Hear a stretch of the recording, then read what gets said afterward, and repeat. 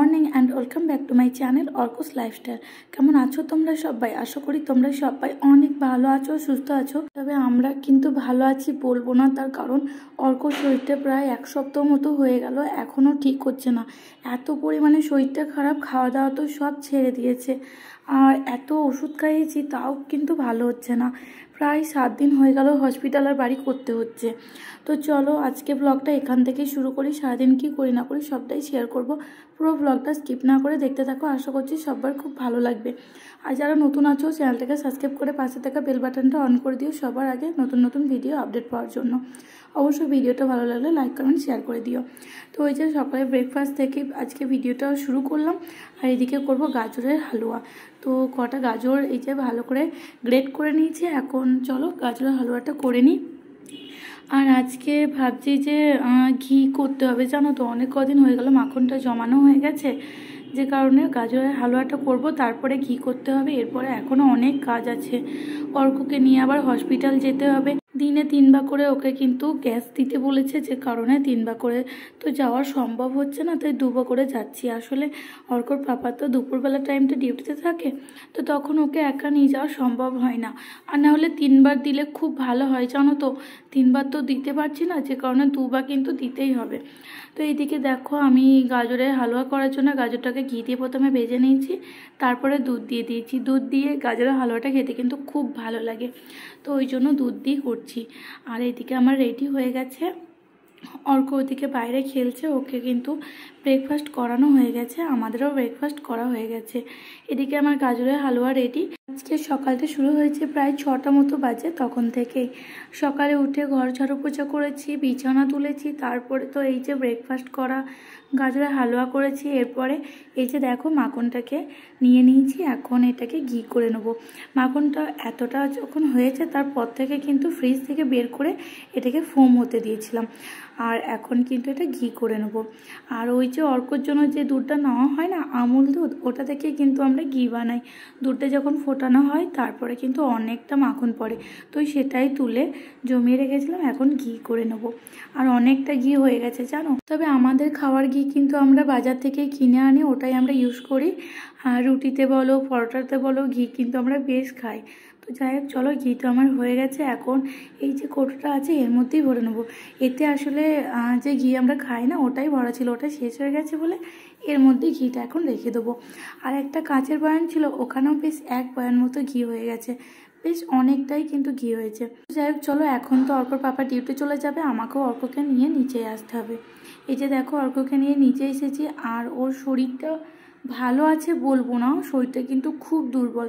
তবে বাচ্চা তো, তাই ওদের কিন্তু শরীর খারাপ বলে শুয়ে থাকবো ওইসব কিন্তু নাই।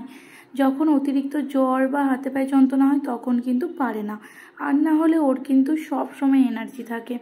সকাল থেকে কিছু খাওয়া দাওয়া না করলেও ওর কিন্তু ফুল এনার্জি থাকে। তো এখন নিজে নিজেই চলে যাচ্ছে মন্দিরে। আর অর্কর পাপা এখন ডিউটি যাচ্ছে, তো ওকে দেখি এখন ডাকছে, ওকেও যেতে হবে। তবে ওর হাতে যেহেতু টাইম নেই, ও কিন্তু চলে গেল ডিউটি। আর এদিকে আমি এখন মন্দিরে যাব। মন্দিরে তো অনেকেই আসে সকালে পুজো দিতে, তো তারাই পুজো দিচ্ছে, আর আমি এই যে অর্ককে নিয়ে বাইরে দাঁড়িয়ে আছি। আসলে বাইরে এত পরিমাণে রোদ উঠেছে না, ওকে নিয়ে গেলে এমনিতেও শরীরটা খারাপ, আরও খারাপ হয়ে যাবে। তাই মন্দিরে নিয়ে এলাম, মন্দিরে এলে তো একটু শান্ত থাকে, তাই যতটা টাইম পারি মন্দিরেই কিন্তু কাটাই। যত খেলবে ওর মনও যেমন ভালো থাকে, শরীরটাও কিন্তু বেশ ভালো থাকে। আর ওকে কিন্তু উপরে নিয়ে চলে এসেছি, এসে এই যে সবজি কেটে নিয়েছি, সবজিটা এখন চলো করে নিই। আর পাঁচমিশালি একটা সবজি করব আজকে। অর্ককে এসে কিন্তু স্নান করিয়ে দিয়েছি। আসলে এখন এত গরম পড়েছে, প্রত্যেক দিন কিন্তু ওকে স্নান করাই। প্রথম 2-3 দিন স্নান করাইনি কো, প্রচণ্ড শরীর খারাপ ছিল, যে কারণে স্নান আর করানো হয়নি। তবে এখন প্রত্যেক দিন করাই। তো এই যে দেখো এখন সবজিটা কষে নিচ্ছি, এদিকে ডাল হয়ে গেছে আর ভাতও হয়ে গেছে। আর ডিম আজকে ভাজবো না, ডিম সেদ্ধ 3টে মতো ডিম সেদ্ধ করেছি। আসলে ওকে নিচে নিয়ে গেছিলাম, তো অনেকক্ষণ টাইমটা ওখানেই কেটে গেছে, প্রায় 1-1.5 ঘন্টা মতো নিচেতেই কেটে গেছে। তো তবে ঘরে এসে অর্ককে স্নান করিয়ে রান্না চাপাতে একটু লেট হয়ে গেছে। তো যাই হোক, রান্না তো হয়ে গেছে, আর রান্না হয়ে গেছে, এখন আমরা খেয়েও নেব একদম গরম গরম। আসলে আমাকে যেহেতু রান্নাটা একটু দেরি করেই করতে হয়, তাই খাওয়া দাওয়াটা কিন্তু রান্না শেষ হয় তারপরেই করিনি। অর্ককে খাওয়া দাওয়া করানো হয়ে গেছে, ওকে খিচুড়ি খাইয়ে দিয়েছি, আর এখন আমাদের খাওয়ার নাও হয়ে গেছে। তো চলো এখন খাওয়া দাওয়া করিনি, তারপরে কথা বলবো। আর খাওয়া দাওয়া করে স্নান টান করে তারপর ভিডিওটা এই যে একদম সন্ধ্যেবেলায় কন্টিনিউ করছি।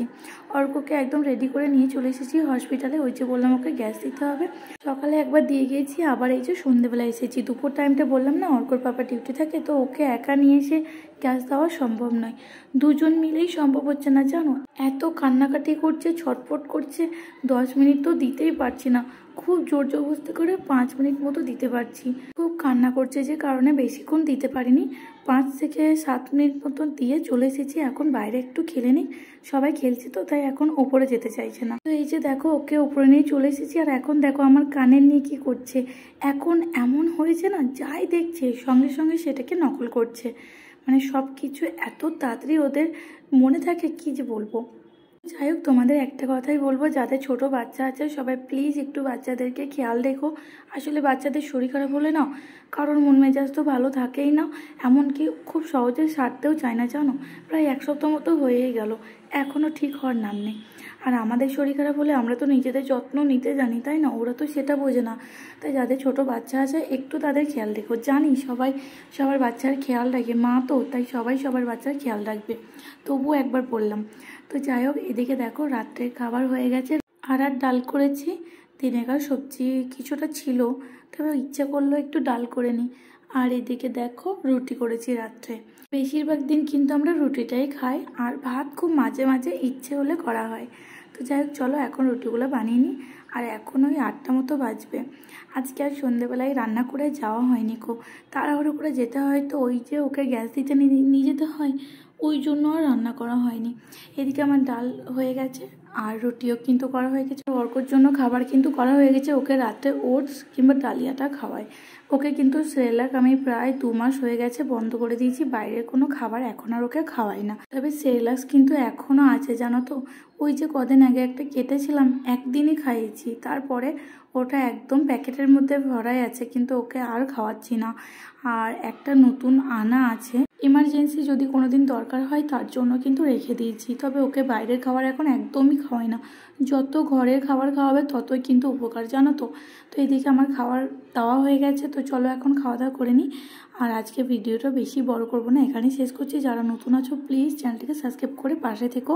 ভিডিওটাকে ভালো লাগলে লাইক কমেন্ট শেয়ার করে দিও। দেখা হবে পরের একটা নতুন ব্লগের সঙ্গে।